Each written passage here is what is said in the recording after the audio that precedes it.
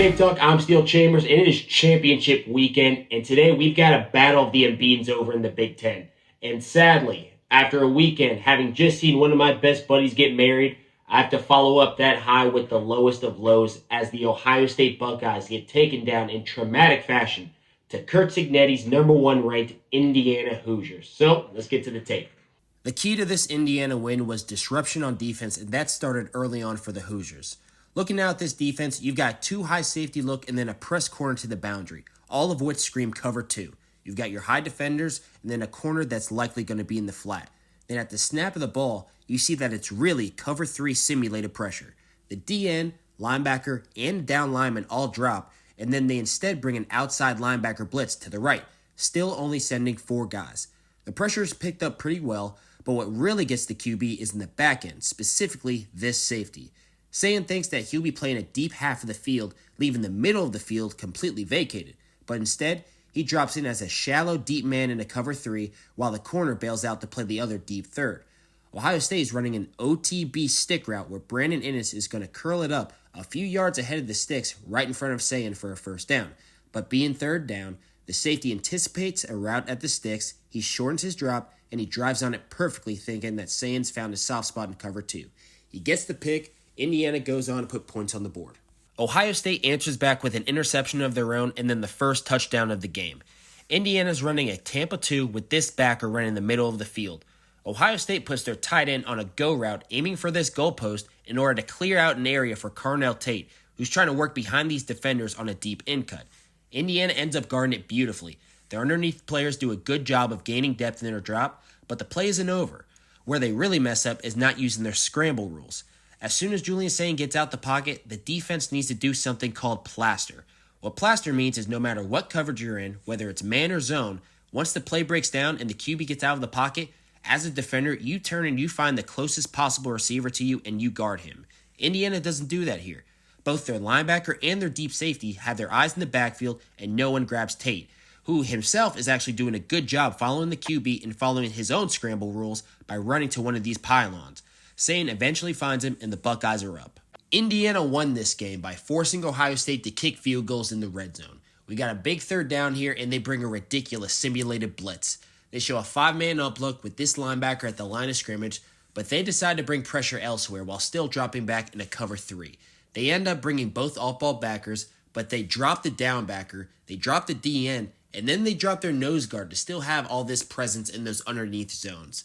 You're only able to do this in the red zone because the field gets shrunken down and guys like this nose guard don't have to get crazy deep in their drops. So they're still only sending four guys, but the pressure gets home because of how they disguise it to the down linebacker. Ohio State sees this five-down defense and they call a 5-for-5 protection where the line blocks everyone that's down the line of scrimmage and the running back picks up anything that comes from his side. Then once the ball's snapped, the linebacker pops and the guard has no one to block. What he should be doing is trying to bump his tackle out, take his man, and then get him to block the blitzing backer. It happens too fast, and Isaiah Jones comes free off the edge, gets the sack, and stalls the Ohio State offense, forcing yet again another field goal. Ohio State at this point had been running nothing but man-to-man coverage on all sorts of third down situations, just trusting their guys to go out there and make plays. So Indiana decides to run a great man beater, a slot fade to their best receiver, Elijah Surratt. It's of course a fade in the slot, but it's also this outside receiver running a 5-yard hitch. This really opens up this deep outside part of the field area for Elijah to work a little bit. It's tight coverage for Mendoza, but he throws a beautiful back shoulder throw, and he gives this guy a chance to adjust to the ball while also staying away from any sort of deep helper on defense.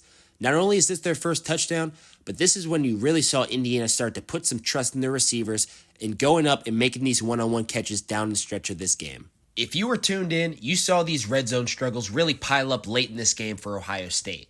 They drive the field, and then on this third and short, they decide to run a play-action boot with a running back fast to the flat and then a tight end running a drag across the field. Indiana's playing man-to-man, and they have great eyes across the board.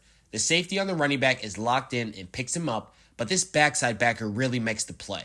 He's clued in on his man, which is the tight end, and from the start of the play to the end, he's in great trail position, he stays on the low hip, and then once the ball is thrown, he gets a handout and causes a huge PBU. After this stop, Ohio State would settle with the field goal but shank it, making this an insanely crucial stop. And this was the dagger that was felt within the Ohio State faithful. Yet again, it's another third down, and the Buckeyes opt to run man-to-man defense yet again. Indiana goes straight at them, and it pays off big. They need a first down to run out some clock and put this game away, so they trust their guy Charlie Becker to go make a play on this fade ball and finally put down the undefeated Buckeyes. He goes up, and he crushes the Buckeyes' hopes with a stunning catch. Indiana goes out there and wins their first Big Ten championship game since 1967 against the number one ranked Buckeyes, and they looked fantastic doing it. The defense, they were flying around making plays left and right. They were sending pressures from everywhere, and they were just living in the backfield with Julian saying.